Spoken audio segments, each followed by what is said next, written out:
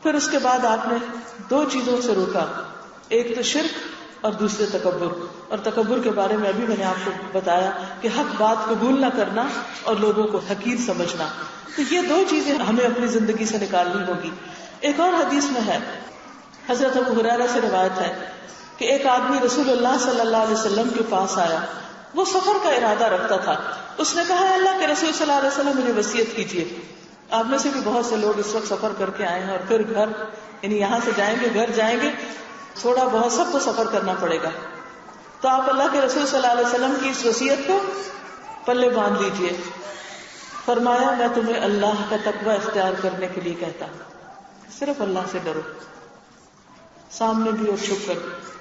آپ دیکھیں کہ اگر ہم اللہ سے ڈرتے ہوں تو کیا یہ ہو سکتا ہے کہ پھر کوئی چھپ کر بھی غلط کام کرے؟ کیونکہ اس کو پتا ہے کہ ہر جگہ اللہ تعالیٰ موجود ہے. اب دیکھیں کہ آج کل موبائل کی وجہ سے کتنی خرابیاں ہو رہی ہیں، بہت سے گھر ٹوٹ رہے ہیں، بہت سے میاں بیوی کے درمیان شکوک و شبہات پیدا ہو رہے ہیں، بہت سی لڑکیوں کے رشتے ٹوٹ جاتے ہیں، بہت سی لڑکیوں کے گھر ٹوٹ جاتے ہیں. کیوں؟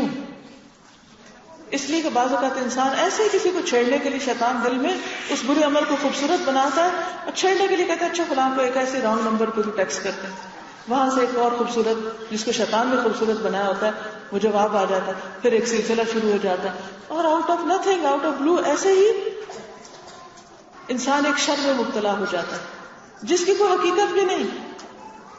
اور اس وقت انسان اگر اللہ سے ڈرتا ہو تو تبھی انسان اپنے وقت کو بھی بچا سکتا ہے، اپنی عزت اور حیا کو بچا سکتا ہے.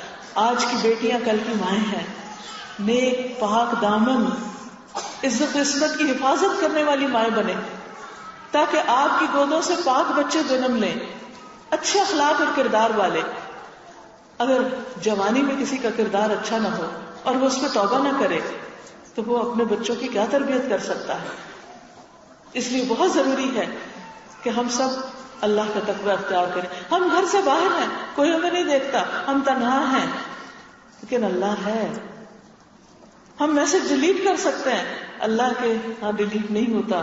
وہ نامہ اعمال میں بیٹھے فرشتے جیسا لکھتے کوئی نہیں مٹا سکتا سوائے توبہ کے. اس لیے بہت ضروری ہے کہ دل میں جب کوئی برا خیال آئے، کوئی وسوسہ آئے، کسی بھی طرح کی کوئی خرابی آئے تو فوراً اس کو ختم کریں، اس کو وہیں پر روکیں. اور اللہ کا ڈر ایسی پاورفل چیز ہے کہ جس کے سہارے انسان برائی سے باہر آ جاتا ہے. مثلاً ایک شخص کو بہت غصہ آ رہا ہے کسی پر، اس کا دل چاہتا ہے کہ وہ خوب دوسرے کو سنائے، لیکن وہ چپ ہو جاتا ہے، خاموشی اختیار کر لیتا ہے.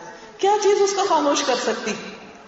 اللہ کا ڈر کہ میرے منہ سے اگر کوئی ایسی بات نکل گئی جو اللہ تعالیٰ کو پسند نہیں تو میری آخرت خراب ہو جائے گی. کیونکہ حدیث میں آتا ہے کہ بعض اوقات تم میں سے کوئی شخص ساری زندگی اچھے کام کرتا ہے لیکن ایک کلمہ، ایک جملہ، ایک بات اپنی زبان سے بے سوچے سمجھے ایسی نکالتا ہے کہ جس پر اللہ تعالیٰ ناراض ہو جاتے ہیں اور اس کی ساری نیکیاں برباد ہو کر رہ جاتی اور وہ منہ کے بل جہنم میں گرایا جاتا ہے اس کلمے کی وجہ سے جس سے اللہ کا غضب بڑک اٹھا. تو بعض اوقات ہم بے سوچے سمجھے دوسروں کے اوپر ایسی باتیں کر دیتے ہیں، فلاں بڑا چور ہے، فلاں بڑا غدار ہے، فلاں تو بہت ہی خائن ہے، فلاں تو بہت رشوت لیتا ہے، فلاں ایسا، فلاں. ہم نے تو دیکھا ہی نہیں، ہم نے صرف سنی سنائی باتوں سے امپریس ہو کر دوسرے کے بارے میں فتوے دینے شروع کر دیے. تو اللہ سے ڈرنا چاہیے. کسی کی شکل و صورت پہ بات نہ بنائیں، کسی کا مذاق نہ اڑائیں، کسی پہ ہنسے نہیں، کسی پہ تہمت نہ لگائیں، کسی کے ساتھ زیادتی نہ کریں. ایسی بات نہ زبان سے نکالیں کہ جو اللہ کو ناراض کر دے. اگر وہ ناراض ہو گیا اور پوری دنیا بھی راضی ہوئی تو ہم خسارے میں ہیں. سب سے بڑی رضا اسی کی رضا ہے. دوسری چیز آپ نے فرمایا ہر بلند جگہ پر اللہ اکبر کہنا. ہر بلند جگہ پر. ایک تو اس کا معنی یہ ہے کہ جب ہم سیڑھی چڑھ رہے ہوں تو اللہ اکبر پڑھیں. عام طور پر لوگ صرف اسی کو لیتے ہیں، لیکن ہر بلند جگہ پر یعنی کہیں کوئی بلندی ملے، مقام میں، درجے میں، مال میں، عزت میں، تو اپنی بڑائی کا نہ گھوم لے کے دل میں بیٹھ جانا اللہ سب سے بڑا ہے. فوراً اللہ اکبر کہیں. یعنی اگر آپ کی کوئی تعریف کرے تو ساتھ ہی کہیں اللہ سب سے بڑا ہے، تعریف کے قابل تو اللہ ہے. دل میں فوراً سوچنے لگے. زندگی میں کوئی نعمت ملے تو یہی کلمات پڑھیں الحمدللہ، اللہ اکبر. اللہ اکبر. بچے کی کوئی کامیابی سنے تو کہیں اللہ اکبر. میاں کی ترقی کی خبر سنے کہے اللہ اکبر. کوئی خوشی ملے کہے اللہ اکبر. اللہ سب سے بڑا ہے. ہر بلند جگہ پر, ہر بلند مقام پر, ہر بلند موقع پر, ہر بلندی کے موقع پر اللہ اکبر. تو جب آپ سفر میں ہو, جو ہی مثلاً بس جا رہی ہے, ذرا اونچائی کو چڑھنے لگی ہے, کہیں آپ جا رہے ہیں, کہیں کھڈے میں لگے ہیں تو پھر اوپر ہوا تو پھر کہیں اللہ اکبر. اللہ سب سے بڑا, کیونکہ جب اللہ کی بڑائی دل میں آتی ہے اور ہم اللہ کو سب سے بڑا سمجھنے لگتے ہیں, تو پھر جب اس کی عظمت میں انسان ہوتا ہے تو چھوٹے چھوٹے غم اور چھوٹے چھوٹے مسئلے ہی نہیں لگتے. پھر اسی طرح یہ ہے کہ جو شخص اللہ کی تسبیح بیان کرتا ہے, اس کی تسبیح عرش کے گرد چکر لگاتی ہے. نبی صلی اللہ علیہ وسلم نے فرمایا, تم لوگ اللہ کی عظمت کا جو ذکر کرتے ہو, یعنی جب اللہ اکبر کہتے ہو, یعنی تسبیح, تحلیل اور تحمید, سبحان اللہ, الحمد للہ, لا الہ الا اللہ, اللہ اکبر, تو وہ عرش کے گرد چکر لگاتے ہیں. یعنی ہماری یہ آوازیں جو تسبیح کے الفاظ ہوتے ہیں, یہ کہاں پہنچ جاتے ہیں؟ عرش کے پاس, آس پاس. اور جیسے خانہ کعبہ کا طواف ہوتا ہے نا, تو یہ ہمارے کلمات چکر لگانے لگتے ہیں اور ان کی بھنبھناہٹ ہوتی ہے. یعنی وہ آوازیں ہوتی ہیں وہاں پر اللہ اکبر, سبحان اللہ کی, اور وہ اپنے کہنے والے کا اللہ کے دربار میں ذکر کرتے ہیں. یعنی عرش کے باہر یہ آوازیں اللہ کے دربار میں جاتی ہیں. فرمایا, کیا تم نہیں چاہتے کہ اللہ کے دربار میں تمہارا ذکر ہو؟ کیا تم نہیں چاہتے کہ اللہ کے دربار میں ذکر ہو؟ دیکھیں ہم کتنا خوش ہوتے ہیں جب ہمیں پتہ چلتا ہے فلاں ہمیں یاد کر رہا تھا اور اس نے ہمارا ذکر بڑے اچھے الفاظ میں کیا ہے. کتنی خوشی ہوتی ہے. حالانکہ یہ تو سب فانی انسان ہے. کیا کہنا اس شخص کی خوش قسمتی کا جس کا ذکر اللہ کے دربار میں ہو, جس کے بارے میں فرشتے سنیں. اور یہ کون لوگ ہیں؟ ذکر کرنے والے لوگ ہی ہیں, جو اللہ کو کثرت سے یاد کریں, اللہ کی بڑائی بیان کریں.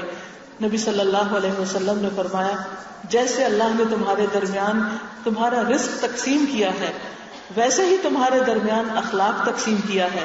بے شک اللہ مال اس کو بھی دیتا ہے جس سے وہ محبت کرتا ہے, اور اس کو بھی دیتا ہے جس سے وہ محبت نہیں کرتا. اللہ اس کو بھی مال دیتا ہے جس سے وہ محبت نہیں کرتا. قارون کو بھی مال ملا تھا, حالانکہ وہ اللہ کے ناپسندیدہ بندوں میں سے تھا. فرعون کی بھی بڑی عزت تھی وقت میں, لیکن اللہ کے نزدیک سخت ناپسندیدہ تھا.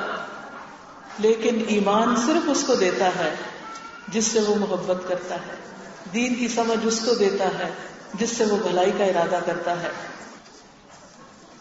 تو جو بچائے اپنے مال کو خرچ کرنے سے, اور ڈرے دشمن سے مقابلہ کرنے سے, اور خوف کھائے رات سے کہ وہ پریشان کرے گی, کیونکہ رات کا اندھیرا آتا ہے تو ڈر لگنے لگتا ہے, تو وہ اس قول کی کثرت کر دے, لا الہ الا اللہ, سبحان اللہ, والحمد للہ, واللہ اکبر. اس موقع پر میں وہ بات بھی یاد کرانا چاہوں گی کہ ہم میں سے ہر شخص کسی نہ کسی دکھ, غم, پریشانی اور فکر کا شکار رہتا ہے. اور عام طور پر ایسا ہوتا ہے کہ جب ہم سوتے ہیں اور اکیلے ہوتے ہیں, جب ساری رونقیں ختم ہو جاتی ہیں, بچے بھی سو جاتے ہیں اور بھی لوگ سو جاتے ہیں, تو پھر ہمارے اوپر کیا خیالات آتے ہیں؟ پریشانیاں, فکر, غم, ہم کیا بنے گا میرا, کیا بنے گا فلاں بچے کا, کیا ہوگا. حالانکہ دنیا میں, زندگی میں جتنے مسائل آئے, جتنی پریشانیاں آئیں, جتنے غم آئے, سب چلے گئے, اور بعض ایسے آئے کہ ہمیں یاد بھی نہیں. آج مجھے سرگودا کالج جانے کا اتفاق ہوا جہاں میں نے 4 سال پڑھا, تو میں سوچ رہی تھی کہ ان 4 سالوں میں اچھے مومنٹس بھی آئے اور برے بھی آئے ہوں گے, لیکن آپ یقین کریں مجھے کوئی ایک ایسا مومنٹ یاد نہیں آیا کہ جس میں میرا کوئی دل دکھا ہو یا کوئی مجھے پریشانی ہوئی ہو. مجھے کچھ نہیں یاد آیا, لیکن اچھی یادیں میرے دل پہ ایک دم آ گئی. تو میں سوچ رہی تھی کہ یہ بھی ہو سکتا تھا کہ مجھے صرف برے واقعات یاد ہوں اور اچھی کوئی بات یاد نہ آئے. اس سے کیا فائدہ ہوتا سوائے پریشانی کے. تو اس سے میں نے یہ سیکھا کہ انسان اپنے ماضی کو بھول جاتا ہے, دکھ, تکلیفیں, پریشانیاں بھی بھول جاتی ہیں. جو پریشانی آج ہے 4 سال بعد آپ کو یاد بھی نہیں رہے گی. ہو سکتا ہے پچھلے سال آج کے دن آپ کے دل پر کوئی بڑی پریشانی آئی, وہ کیا تھی, کس نے پریشان کیا تھا, وہ کون تھا, یاد ہی نہیں. کتنی چیزیں آئیں چلی گئیں، لہذا کیوں پریشان ہو؟ ایک تو اللہ پہ توکل کرنا چاہیے. دوسرے یہ کہ بخاری کی حدیث میں آتا ہے کہ جو شخص رات کو سوئے اور اس کی اچانک آنکھ کھل جائے اور پھر وہ یہ کلمات پڑھے، الحمدللہ وسبحان اللہ ولا الہ الا اللہ واللہ اکبر ولا حول ولا قوة الا باللہ، اور اس سے پہلے لا الہ الا اللہ وحدہ لا شریک لہ لہ الملک ولہ الحمد وہو علی کل شیء قدیر. یہ کلمہ پڑھ کے پھر کیا پڑھے؟ الحمدللہ وسبحان اللہ ولا الہ الا اللہ واللہ اکبر. پھر کوئی دعا مانگے یا کہے اللہم اغفر لی، اے اللہ مجھے معاف کر دے، تو اللہ تعالیٰ اس کو بخش دیتا ہے، اس کی دعا قبول کر لیتا ہے. کتنا خوبصورت ہے ہمارا دین. ایسے سارے لوگوں کے لیے کتنا بڑا پیغام ہے جو رات کو پریشانیوں کے مارے سو نہیں سکتے. آپ کو معلوم ہے اس وقت دنیا میں کروڑوں کی تعداد میں ایسے لوگ موجود ہیں جو رات کو پلز لے کے سوتے ہیں اور جو رات کو طبعی نیند نہیں سو پاتے، جن کو رات کے اندھیرے سے ڈر لگتا ہے، جن کو راتیں پریشان کرتی ہیں، جن کو راتوں کو خوف آتا ہے، جن کی راتوں میں سکون نہیں ہوتا. حل موجود ہے صحیح ترین کتاب میں، صحیح حدیث میں حل موجود ہے. یہ کلمات بھی آتے ہیں لیکن استعمال کرنے کا نہیں پتا. کیا ہم نہ چاہیں گے کہ ہمارا غم دور ہو؟ کیا ہم نہیں چاہتے کہ ہماری دعائیں قبول ہو؟ ہم چاہتے ہیں نا. طریقہ بتایا ہمارے دین نے، رہنمائی کی ہے، راستہ سکھایا ہے، ہم کو نہیں پتا اور ہم جاگتے بھی رہتے ہیں، جاگتے بھی رہتے ہیں. یہ کلمے بھی آتے ہیں لیکن اس وقت پڑھنا نہیں آتا جس وقت دعائیں قبول ہو رہی ہیں. اللہ کے دروازے رحمت کے کھلے ہوئے ہیں، وہ پکار رہا ہے کوئی جو مجھے پکارے تو میں اس کی پکار سنوں، ہے کوئی جو مجھ سے مانگے تو میں اس کو عطا کروں. لیکن کیوں آخر ہمیں مانگنے کی توفیق نہیں ہو رہی؟ کیوں نہیں دعا کر رہے؟ کیوں نہیں کہہ رہے اللہم اغفر لی کہ سارے پچھلے گناہ معاف ہو جائیں، ساری پریشانیاں اور سارے ہم اور غم دور ہو جائیں؟ اس لیے کہ روشنی نہیں، پتہ نہیں، جانتے نہیں، کرنا نہیں آتا، دین سیکھتے نہیں، اور اگر سیکھتے بھی ہیں تو عمل نہیں کرتے. دین کیوں آیا ہے؟ کس لیے آیا ہے؟ قرآن کیوں آیا ہے؟ حدیث کیوں ہے؟ نبی صلی اللہ علیہ وسلم کیوں آئے؟ سورۃ الانبیاء میں آتا ہے وَمَا أَرْسَلْنَاكَ إِلَّا رَحْمَةً لِّلْعَالَمِينَ کہ ہم نے آپ کو جہان والوں کے لیے رحمت بنا کر بھیجا ہے. اس سے پتہ کیا چلتا ہے کہ اگر آپ کی سیرت پڑھیں گے، آپ کی سنت کو پڑھیں گے، اس کو فالو کریں گے تو رحمتیں عام ہو جائیں گی، اللہ کی رحمتیں پائیں گے. جو کتاب آپ لے کر آئے وہ بذات خود رحمت ہے. قل بفضل اللہ وبرحمتہ فبذلک فلیفرحوا، کہہ دیجئے اللہ کے فضل اور اس کی رحمت کی وجہ سے ان کو چاہیے خوش ہو جائیں. لیکن ہے سب کچھ، ہم خوش ہی نہیں ہیں. کیوں خوش نہیں؟ اس لیے کہ ہم نے اس کو لیا ہی نہیں. اس لیے بہت ضروری ہے کہ ہم اپنے دین کو جانیں، اس کو سیکھیں، اس کو سمجھیں اور اپنا وقت لگائیں اس پر، تاکہ ہمارے دنیا کے غم بھی دور ہوں، دنیا میں بھی ہماری زندگی میں رحمتیں آئیں اور آخرت میں بھی رحمتیں ہوں. اور اس حدیث کے آخر میں یہ بھی آتا ہے کہ جو اس وقت اٹھے اور نماز پڑھے تو اللہ تعالیٰ اس کی نماز بھی قبول کر لیتے ہیں. تو یہ کلمات پڑھ کے، اللہ کی تسبیح پڑھ کے، یا تو لیٹے لیٹے ہی اپنے لیے دعا کر لیں یا اٹھے اور نماز پڑھ لیں. دونوں کی قبولیت کا وعدہ ہے، وعدہ. ہم میں سے کتنے لوگ ہیں جو دوسروں کے ترلے منتیں کرتے ہیں ہمارے لیے دعا کریں، ہمارے لیے دعا کریں. لیکن اللہ نے ہمیں بھی موقع دیا کہ ہم بھی دعا کریں. ایسا نہیں کہ اللہ نے صرف چند مخصوص لوگ دنیا میں پیدا کیے ہیں کہ بس وہی دعا کریں گے اور صرف انہی کی قبول ہوگی. آپ کی بھی ہوگی. یہ وعدہ اللہ کا سب سے ہے، ہم سب پر یہ رحمتیں نازل ہو سکتی، بس ضرورت اس چیز کی کہ یہ کرنے لگ جائیں. کیا آپ سب کو آتا ہے یہ کلمہ لا الہ الا اللہ وحدہ لا شریک لہ؟ آتا ہے نا؟ جس کو نہیں آتا تو سیکھنا کیا مشکل ہے، اپنے بچوں کو بھی سکھا دیں. الحمدللہ آتا ہے، سبحان اللہ آتا ہے، لا الہ الا اللہ واللہ اکبر آتا ہے، لا حول ولا قوت الا باللہ آتا ہے. بس اتنی سی تو بات ہے، سب کچھ آتا ہے آپ کو. آج رات اگر آپ کی آنکھ کھلی تو آپ نے ضرور اس کو پڑھنا اور اپنے لیے بخشش کی دعا کرنی. اور آپ اپنی زندگی میں واضح فرق محسوس کریں گے. کوئی آپ کا غم ہے, کوئی آپ کے گھر میں پریشانی ہے, کسی کی طرف سے بھی آپ یہ پڑھنا شروع کر دیں. ساری چیزوں کا مالک تو اللہ ہے, سارے خزانے اس کے ہاتھ میں ہیں, ہمارے ہاتھ میں کچھ نہیں. لہذا بے حد ضروری ہے کہ ہم اپنے دین کی نئی نئی باتیں جانیں, سیکھیں, پہچانیں اور اللہ کا شکر ادا کریں کہ یا اللہ یہ ساری نعمتیں تیری ہی طرف سے ہیں.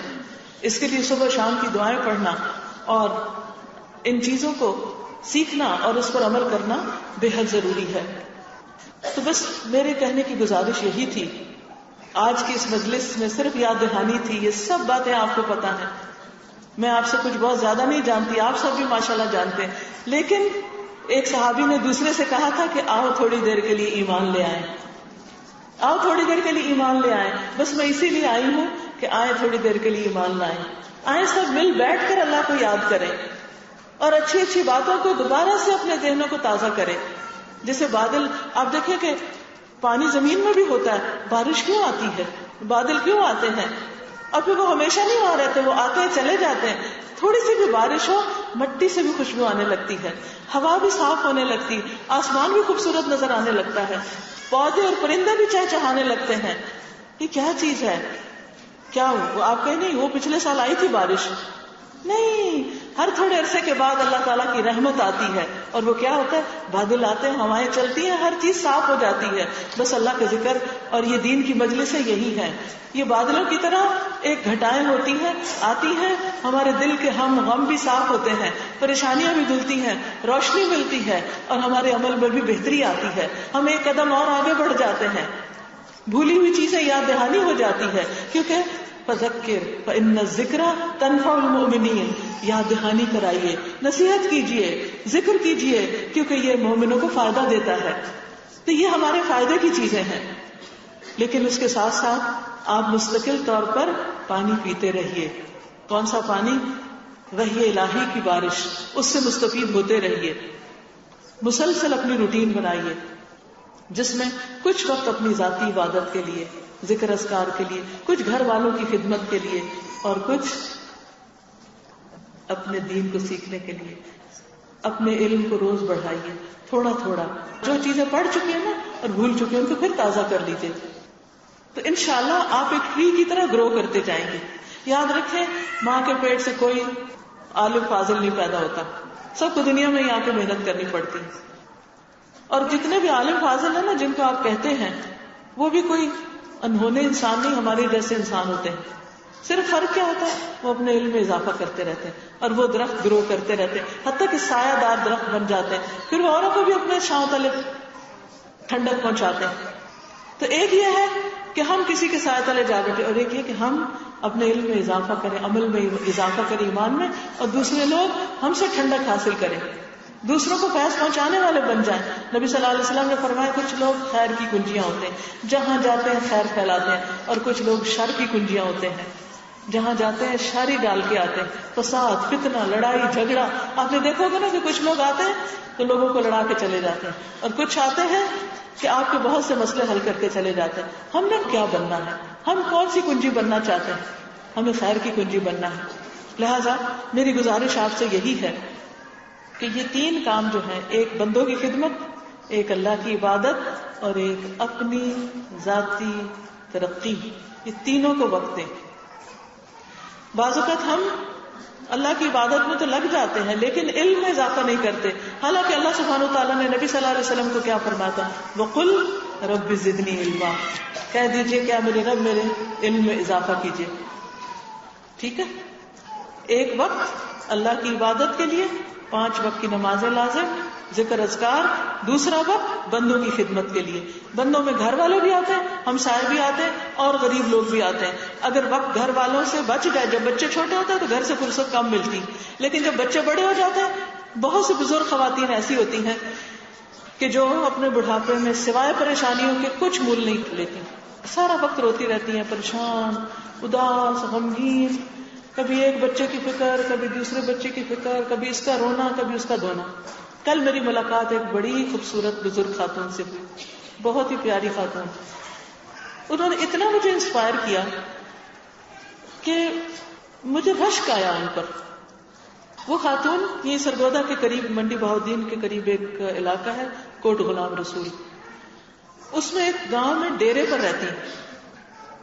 پھر سیالکوٹ میں انہیں قرآن پاک سننے کا موقع ملا. ایسا شوق دل کو لگا کہ بہو کو بھی کورس کروایا, سیکھا, اور اس کے بعد آ کے اپنے گاؤں میں اسکول بنایا, یعنی الہدا کی ایک برانچ بنائی. پڑھانے والی بچی نہیں تھی کوئی, دعائیں کرتی تھی. اور اس کے بعد اسلام آباد میں کسی پروگرام میں اسی طرح شریک ہوئی تو وہ الہدا کے انتظامیہ کو لکھ رہی تھی کہ کوئی ٹیچر ہمارے لیے انتظام کرے جو ہمارے گاؤں میں آ کے پڑھائے اور ہمارے گاؤں میں کوئی برانچ کھولی جائے. اور دوسری طرف ایک بچی جو ہمارے کورس کو ختم کر کے بیٹھی تھی, وہ درخواست لکھ رہی تھی کہ میں اپنے آپ کو دین کے کام میں وقف کرتی ہوں, مجھے جہاں چاہے بھیجے, میں وہاں جا کے سکھاتی ہوں. اتفاق دیکھ کے دونوں ساتھ ساتھ بیٹھے ہوئے ہیں. وہ کہتے ہیں ابھی تک ہم نے وہ کاغذ سنبھال کے رکھے ہیں. وہاں اس نے بھی بسم اللہ سے شروع کیا, میں نے بھی بسم اللہ سے, اور اس کی بھی اپلیکیشن اس کے پاس رہ گئی, میری بھی میرے پاس, اور ہم نے آپس میں ایک دوسرے سے طے کیا. اس بچی نے آ کر, وہ عباس پورہ کی بچی ہے جو انڈیا کے بارڈر پر کشمیر کا وہ آخری دور دراز علاقہ ہے, وہاں سے آ کے 1.5 سال وہ بچی یہاں رہی ہے اس ڈیرے پر. یہ جو بزرگ خاتون جن سے میں بہت انسپائر ہوئی ہوں, ان بزرگ خاتون نے ان کو اپنی بیٹیوں کی طرح رکھا, اس کے ساتھ سوتی نہیں کہ وہ اکیلی نہ ہو, کیونکہ ماں باپ نے ایک اعتماد پر بھیجا ہے. اس کو کمپنی دی, گھر کے ساتھ برانچ بنائی, کمرے بنوائے, باہر خوبصورت سبزیاں اگائیں, پھول پھل, اور اتنا ہی نہیں ایسا لگ رہا تھا جیسے کوئی رحمت برس رہی ہے. اور مختلف گاؤں سے بچوں کو وینس پر بلا کے ان کا پڑھائی کا انتظام کیا. اور اس خاتون کے چہرے پہ ایسی رونق, ایسی خوشی اور اتنا اطمینان.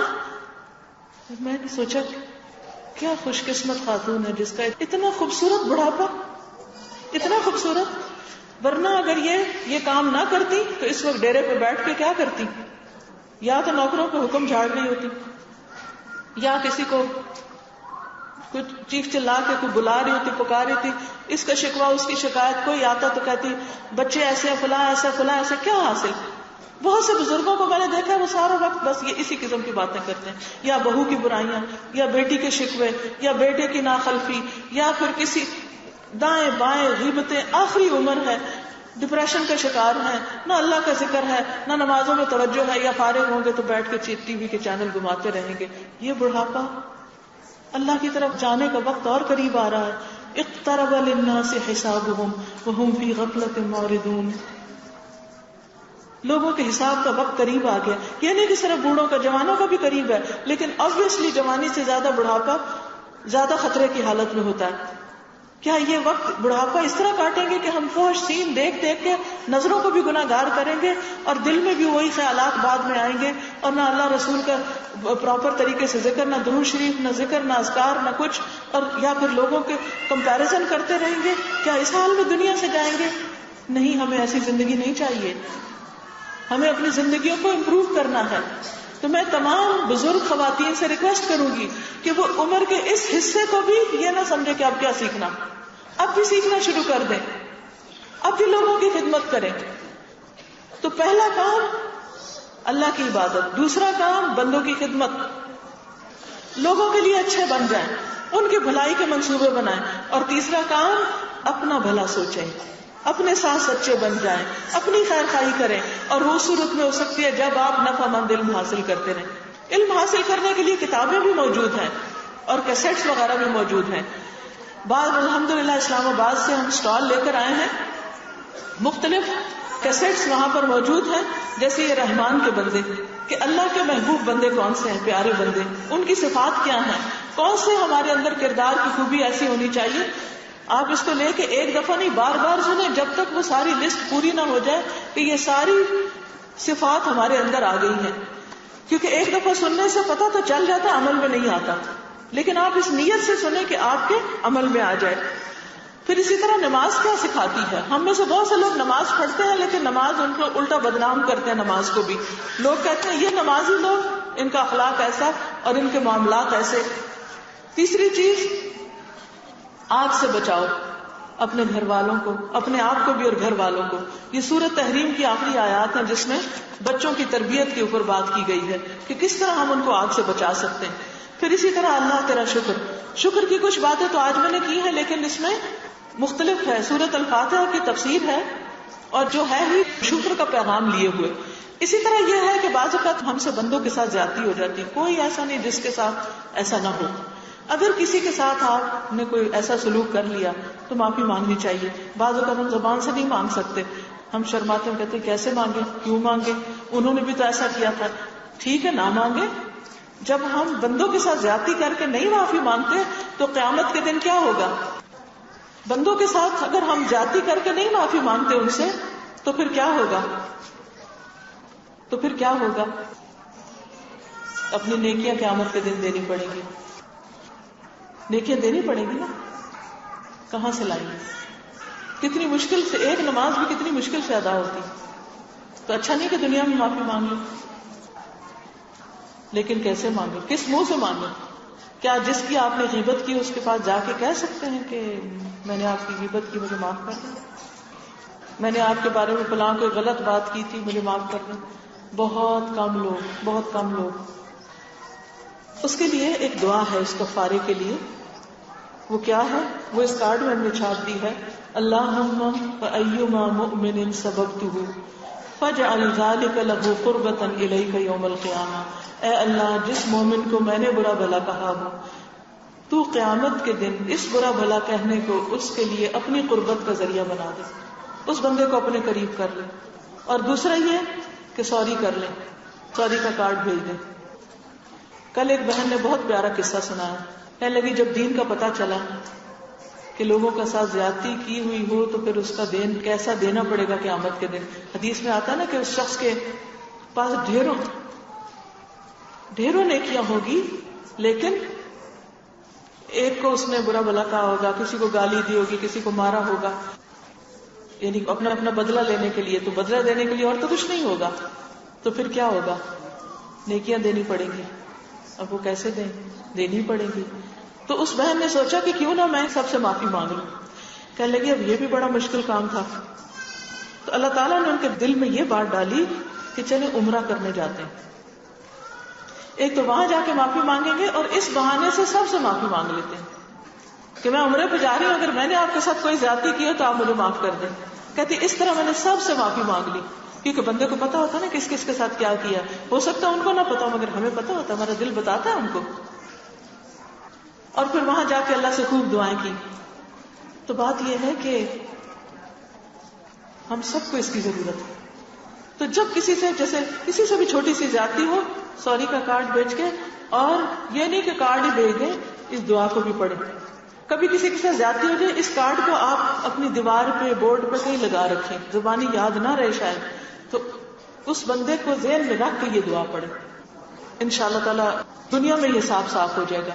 پھر اسی طرح جب ہم گناہ بہت کرتے ہیں تو استغفار کرنا بھول جاتے ہیں. تو جو آپ قرآن پاک روز پڑھتے ہیں نا، اس کے اندر اس کو بک مارکر بنا لیں، نشانی لگانے کے لیے. استغفر اللہ کا کارڈ ہے اور اس میں یہ سید الاستغفار لکھا ہوا. اس کے بارے میں آتا ہے کہ جو شخص صبح پڑھے گا اگر اس دن کو فوت ہو گیا تو جنت میں جائے گا، اور اگر کوئی شام کو پڑھے، رات میں فوت ہو گیا تو جنت میں جائے گا.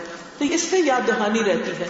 پھر اسی طرح بچوں کے لیے، تربیت کے لیے ہر وقت ہم پریشان رہتے ہیں، ان کو کیا سکھائیں، کیا بتائیں. تو یہ کڈز لینڈ جو ایک ہماری ویب سائٹ ہے، اس کی انٹریکٹیو سی ڈی ہے، آڈیو سی ڈی ہے، اور آپ اگر اس کو لگائیں گے تو اس میں تلاوتیں بھی ہیں، نظمیں بھی ہیں. تو بچے فوراً بہت سی چیزیں یاد کر لیتے ہیں. کہانیاں بھی ہیں اس میں. تو اگر یہ آپ ان کو لگا دیں گے تو وہ بہت سی باتیں سیکھ سکیں گے. اور اگر سی ڈی ختم ہوگی اور نہ ملی تو آپ اسلام آباد سے لے سکتے ہیں، یا یہ کہ کڈز لینڈ پہ جا کے ویب سائٹ farhathashmi.com پہ وہاں سے کڈز لینڈ کو کلک کر کے تو اس سے بھی آپ یہ چیزیں دیکھ سکتے ہیں. اسی طرح ذکر و تسبیح کی بات ہوئی. یہ ذکر کا کارڈ جو ہے، یہ کارڈ یہ آپ اگر رکھیں تو اس میں یہ بتایا گا کہ 1 منٹ میں کتنے ذکر ہو سکتے ہیں، لیکن ہم کرنا بھول جاتے ہیں. تو آپ یہ کر سکتے ہیں کہ اپنے گھر میں جا کے کہیں اس کو خوبصورت طریقے سے لگا دیں، تو یہ اس سے آپ کو یاد دہانی رہے گی. پھر یہ کہ لوگ اکثر حالات کے بارے میں پریشان ہوتے رہتے ہیں. تو ان حالات میں کیا کیا کرنا چاہیے کہ ہمارے حالات بدلے، ملک کے، امت کے. تو کچھ مشورے ہیں اس میں. پھر اسی طرح جمعہ کا دن مبارک دن. ہم کو اتنے عرصے سے، بچپن سے جمعہ کا دن آتا اور گزر جاتا. آج میں ایک حدیث پڑھ رہی تھی، وہ حدیث میں نے بھی پہلی دفعہ پڑھی کہ اللہ کے نزدیک جمعہ کا دن عید الفطر اور عید الاضحیٰ سے بھی زیادہ اہم ہے. اور یہ صحیح حدیث ہے. آج پڑھی صرف میں حیران ہو گئی، کیونکہ اس دن میں ایک گھڑی ایسی آتی ہے جب دعا قبول ہو جاتی، اسی دن میں قیامت آئے گی، اسی دن میں اللہ تعالیٰ نے آدم علیہ السلام کو پیدا کیا، اسی دن وہ جنت میں داخل کیے گئے، اسی دن وہاں سے نکالے گئے، قیامت بھی جمعے کے دن کو آئے گی. تو بہرحال جمعہ کے دن کی کیا اہمیت ہے، جمعہ کیسے پڑھیں، اس پمفلٹ میں ساری وہ چیزیں جمع کر دی گئی ہیں. آپ اس کو خود بھی پڑھیں، گھر والوں کو بھی پڑھائیں، اور جو دکاندار جمعہ پڑھنے کے لیے دکان بند نہ کریں ان کو جا کر یہ دیں. پھر اسی طرح بہت سے لوگوں کو یہ خیال ہوتا ہے کہ شاید ان کو جن جادو وغیرہ کوئی ہو گیا ہے اور ان کو پریشان کن خواب بھی آتے ہیں. یہ سی ڈی ہے آصف جادو نظر کا علاج. اس کے اندر وہ پرانی آیات بھر دی گئی ہیں کہ جن کو اگر آپ چلاتے رہے تو انشاءاللہ گھر سے جن بھوت بھاگ جائیں گے انشاءاللہ. پھر درود شریف. ایک شخص نے نبی صلی اللہ علیہ وسلم سے پوچھا کہ میں کتنا درود شریف پڑھوں اپنی دعا میں سے؟ چوتھا حصہ. آپ نے فرمایا جتنا چاہو پڑھو لیکن زیادہ کر لو. اس نے کہا آدھا. آپ نے فرمایا زیادہ کر لو تو اور اچھا، جتنا چاہو پڑھو. اس نے کہا 2/3. آپ نے فرمایا اور بڑھا لو. اس نے کہا سارا ہی پڑھ لو. آپ نے فرمایا اگر تم ایسا کرو تو تمہارے ہر غم کا ازالہ ہو جائے گا اس سے. ہمیں یاد نہیں رہتا. پھر کوشش کیا کرے کہ دن کو ایک تسبیح درود کی پڑھے. خود بھی اگر آپ میں سے کوئی ٹیچر ہے تو اپنے اسٹوڈنٹس کے ساتھ آپ تھوڑا تھوڑا اس کو شیئر کر سکتے ہیں. ان ساری چیزوں کو اپنے ہمسایوں کو دیں، ان کو بتائیں، کیونکہ آپ کے بتانے سے اگر ایک شخص بھی کرنے لگے گا تو اس کا اجر اس کو تو جائے گا ہی، آپ کو بھی ساتھ ہی شروع ہو جائے گا. پھر اسی طرح کوئی بیمار ہو جاتا ہے تو ہم عام طور پر بڑے مہنگے مہنگے گیٹ ویل سون کے کارڈ خرید کر دیتے ہیں. یہ بہت ہی خوبصورت کارڈ ہے، اس میں ہم نے دعا لکھ دی ہے. نبی صلی اللہ علیہ وسلم نے فرمایا جس نے کسی ایسے مریض کی عادت کی جس کی موت نہ آئی ہو تو 7 بار اس کے پاس یہ دعا پڑھے تو اللہ تعالیٰ اس کو بیماری سے عافیت دے گا. یہ دعا لکھی ہوئی ہے. تو بیمار کے پاس جائیں، ہسپتال جائیں، یہ کارڈ اس کو بھی دے آئیں اور وہاں بیٹھ کے پہلے خود 7 بار پڑھ کے اس کو دم کر کے پھر اس کو پکڑا کے آ جائیں. اور وہ اپنے لیے بھی پڑھ سکتا ہے اور اس کو کہنا چاہیے لا باس طہور انشاءاللہ. تو یہ بھی بہت کام کا کارڈ ہے. عام طور پہ ہم پھولوں والے اور ادھر ادھر کارڈ دیتے ہیں، وہ تو ایک دفعہ پڑھ کے پھر بندے پھینک دیتے ہیں، لیکن یہ تو زندگی بھر کام آنے والی چیز ہے. پھر قرآن مجید مکمل تلاوت ہے اس میں، یہ آپ لگا سکتے ہیں. پھر اسی طرح ویلنٹائن ڈے آنے والا ہے فروری میں، اور بہت سے لوگ ویلنٹائن کے پیچھے پڑ گئے ہیں. اسلام میں اس کی کیا حیثیت ہے، تو یہ پمفلٹ جو ہے اظہار محبت کیسے، اس میں اس کے بارے میں بتایا. بہت سے لوگ نیو ایئر منانے لگے. اسلام میں نیو ایئر کا کیا کانسیپٹ ہے، یہ انگلش میں پمفلٹ ہے. خاص طور پہ ہمارے بچے جو انگریزی پڑھتے ہیں ان کو آپ دے سکتے ہیں. یہ قرآنی اور مسنون دعاؤں کا کارڈ ہے، ہلکا ہے بیگ میں رکھنے کے لیے. پھر ایاک نستعین، اس میں بہت سی دعاؤں کو جمع کر دیا گیا ہے.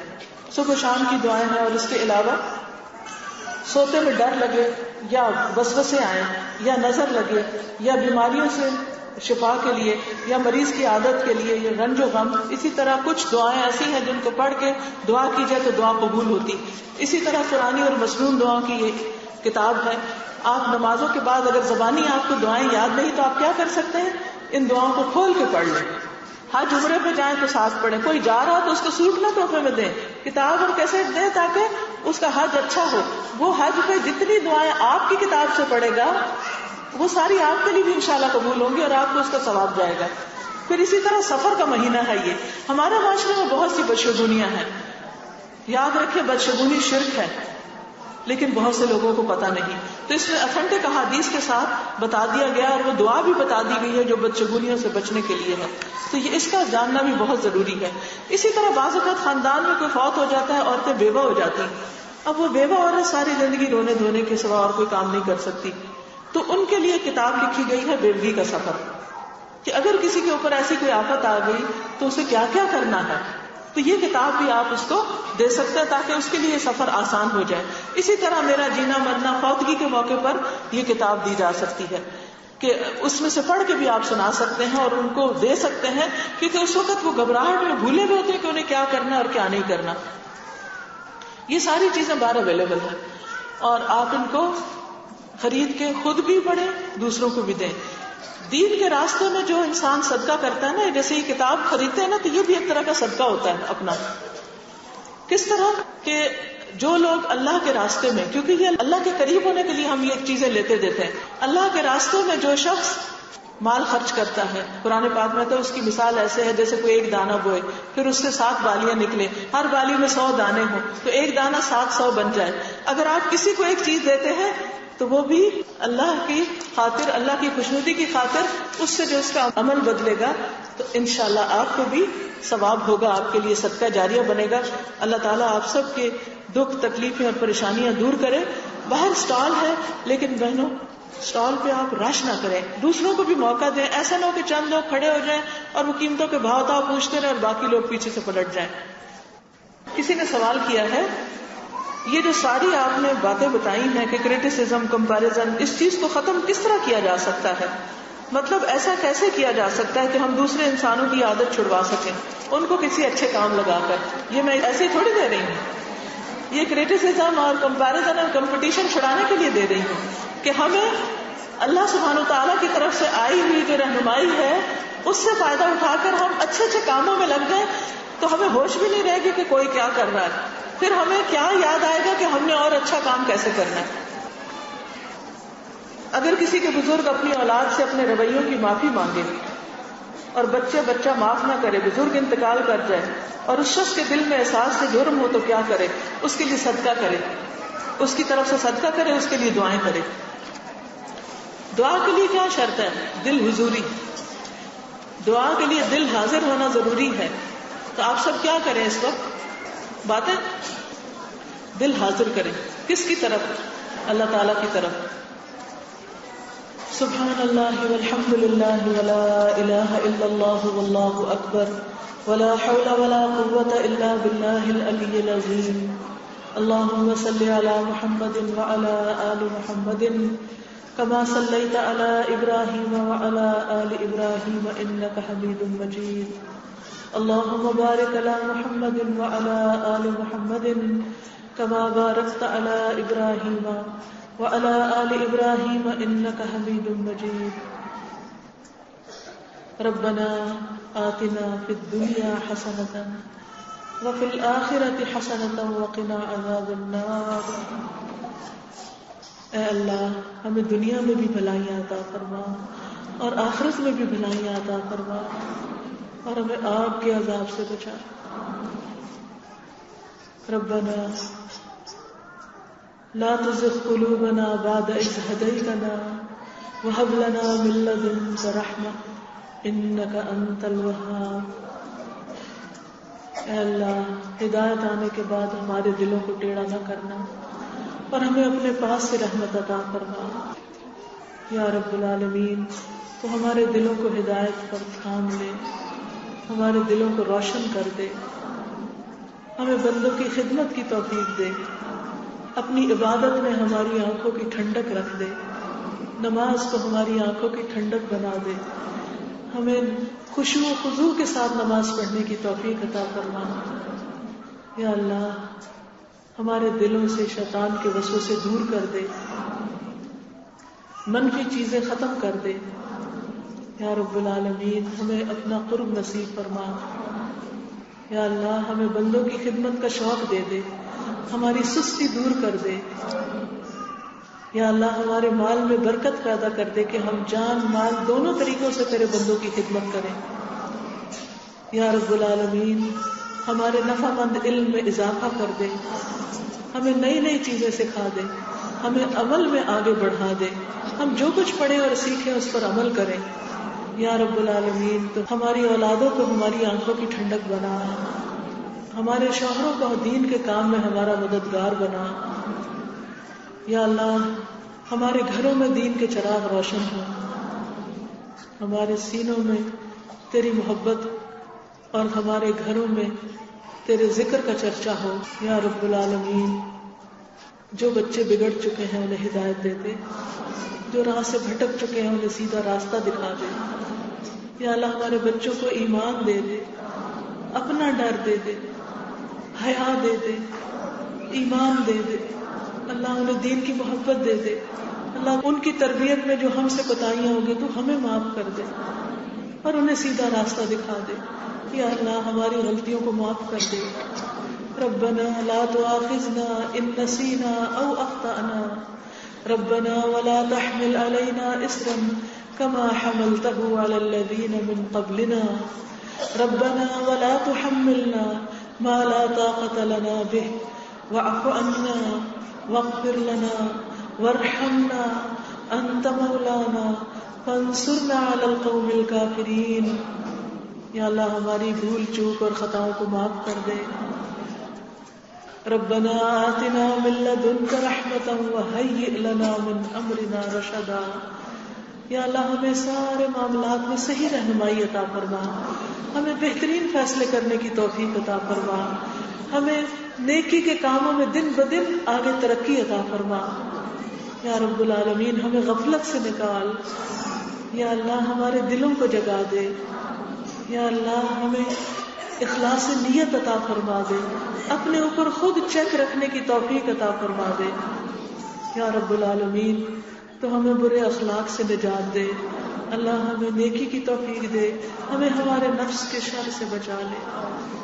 ربنا هب لنا من ازواجنا وذرياتنا قرة اعين واجعلنا للمتقين اماما. اللہ تو ہمیں رزق حلال عطا فرما, حرام سے محفوظ رکھ. یا اللہ تو ہمیں صالح نیک اور صدقہ جاریہ اولاد عطا فرما. یا اللہ جن بچیوں کی شادیاں نہیں انہیں نیک شوہر عطا فرما. یا اللہ جن کے شوہر غلط راستوں پر ہیں انہیں ہدایت عطا فرما. اللہ ہمارے گھروں میں سکون پیدا کر دے, گھروں کے لڑائی جھگڑے فتنے فساد دور کر دے. ہمارے گھروں میں تیرا ذکر بلند ہو, تیرا نام بلند ہو. یا اللہ مسلمانوں میں اتفاق اور اتحاد پیدا کر دے, ایک دوسرے کی محبت پیدا کر دے. یا اللہ جتنی بہنیں یہاں آئی ہیں ان کی جو دعائیں ہیں, ان کے جو مسائل ہیں, یا اللہ تو ان کو جانتا ہے, تو ان کی دعائیں قبول فرما, ان کی مشکلات آسان فرما اور ان کے سارے دکھ درد دور کر دے, اور ان کو یہاں آنے کا بہترین اجر عطا فرما اور ان کی نیکی کو قیامت کے لیے محفوظ کر دے. یا اللہ ہمارے لیے نیکی اور خیر اور بھلائی کے بے شمار دروازے کھول دے اور ہم مرنے سے پہلے پہلے تجھے راضی کر لے. اللہ ہماری موت اس حال میں ہو کہ تو ہم سے راضی ہو. یا اللہ تو ہمیں معاف کر دینا, اللہ صالحین کے ساتھ اٹھانا. یا اللہ تو ہمیں اپنا قرب نصیب فرمانا. ربنا تقبل منا انك انت السميع العليم وتب علينا انك انت التواب الرحيم. وصلى الله تعالى على خير خلقه محمد وعلى اله واصحابه واهل بيته اجمعين برحمتك يا ارحم الراحمين. سبحانك اللهم وبحمدك نشهد ان لا اله الا انت نستغفرك ونتوب اليك. آپ سب بہنوں کے آنے کا بہت شکریہ, جنہوں نے انتظام کیا ان کا بھی بہت شکریہ. اللہ ان سب کو بہت جزا عطا فرمائے اور آپ سب کے لیے اس مجلس کو صدقہ جاریہ بنائے.